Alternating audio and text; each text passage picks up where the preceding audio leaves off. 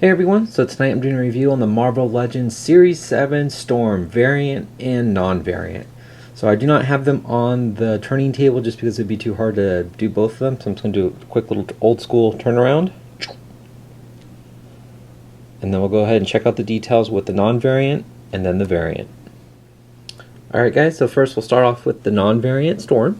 First over, we'll just go over her base. So it's a really cool looking base. It's just got these three somewhat pliable yellow lightning bolts coming off the side. It's a big storm cloud. But you can see all the little, cloud puffs and little black and white mixed with some blue, especially on the outer edges here. You can see a lot more of that blue paint.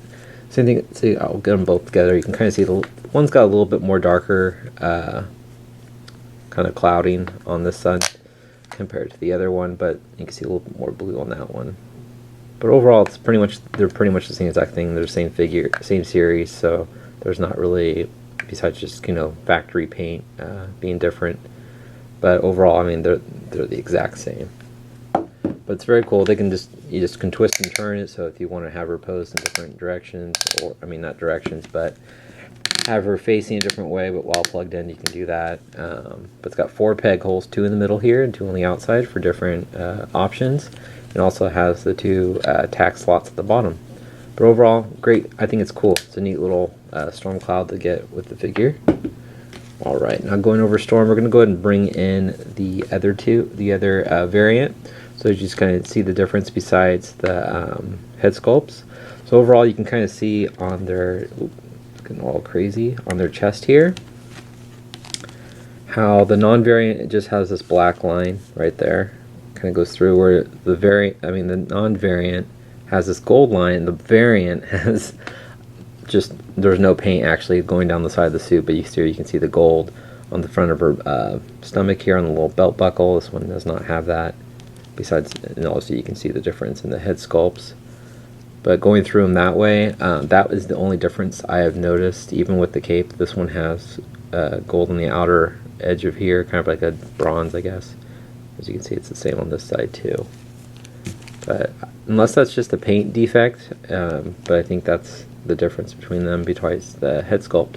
So first off, we'll go ahead and go over the non-variant. I think she's got a really good head sculpt. Big puffy white hair. You can kind of see some blues sprayed like right there in between the hair. Not a whole lot of paint detailing. It's mainly just all white.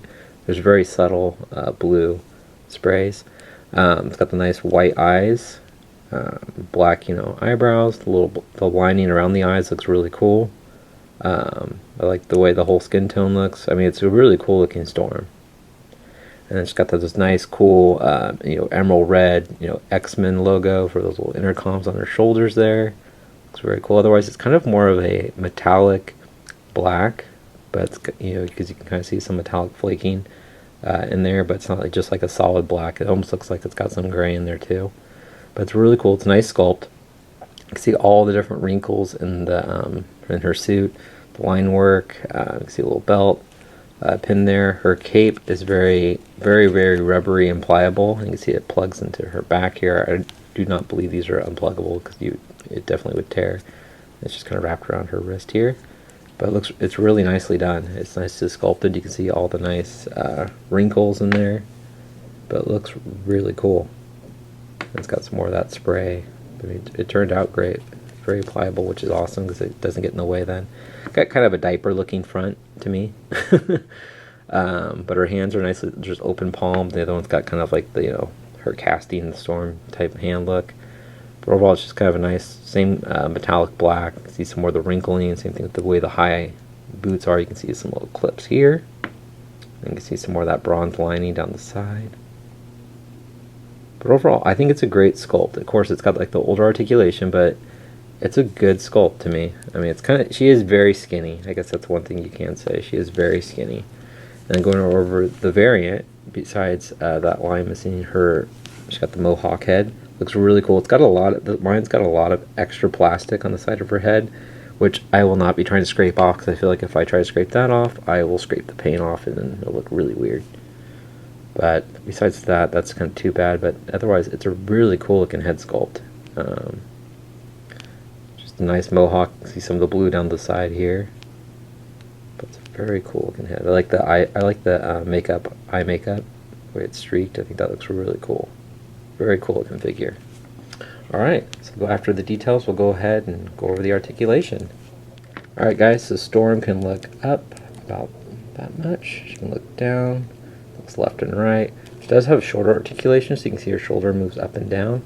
Also has a ball joint, so she can move outward and down, forward and back. And as you can see, this doesn't hinder anything. It just kind of rotates with her wrist.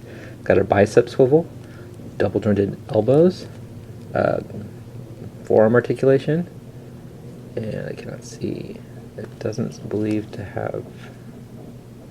Yeah, no wrist articulation, no finger articulation. Just has a waist swivel. Also, she has a ab crunch. Crunches. Doesn't stay forward though. Crunches back decent. She can kick about that high, not very high at all actually. And she can spread pretty far. And then she's got an upper thigh swivel, double jointed knees, boot rotation, ankles move up and they move down. No ankle rocker, and she does have pegals at the bottom of her feet. And her heels are definitely, that's one thing that's kind of hard with these older female figures with their heels. It's hard to get them to stand. So I'll show you the head articulation on the one with the mohawk. Still looks up about the same. It looks down. Alright, I'll show you guys how tall Storm is. Alright guys, so I am cheating. I am resting them a little bit against their bases. They're just struggling to stand up right now. So she stands right about 6 inches tall. And same with the Mohawk Storm. And we'll also bring in, for comparison, we'll bring in the Storm from the Jubilee series, so you can kind of get a good comparison with her next to the other Mohawk Storm. So you can see there, definitely she's got more of a bigger mohawk, but they're actually very similar. Her head's definitely a little bigger. That's just a paint smudge. I don't think I've never tried to get that off my figure, so it looks a little funny. But yeah, overall it's a cool looking. I mean, they look very similar. This is still a very good figure, the variant. And also, I've been kind of curious. I wanted to see if the peg holes will fit on here. Doesn't seem to too well. They seem to want to fall off. Yeah, I would have to spread the peg holes a little wider on the Jubilee series Storm to get them to fit on the base, which I will definitely not do. But overall, I mean, these are really cool looking Storms. Definitely if you're into the Mohawk Storm, I definitely think the variant is a much cheaper way to go, unless you're really into the way the Jubilee Storm looks. But overall, their head sculpts are very similar, which is pretty cool to see, besides like the bigger Mohawk. But this Storm is really cool, but it's just such an expensive figure right now.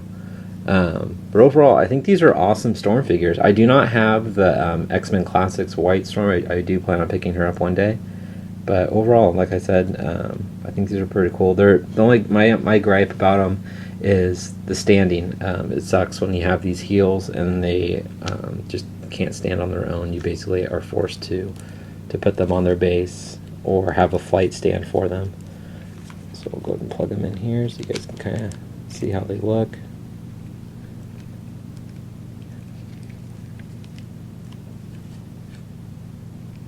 You can kind of see, you can get her like,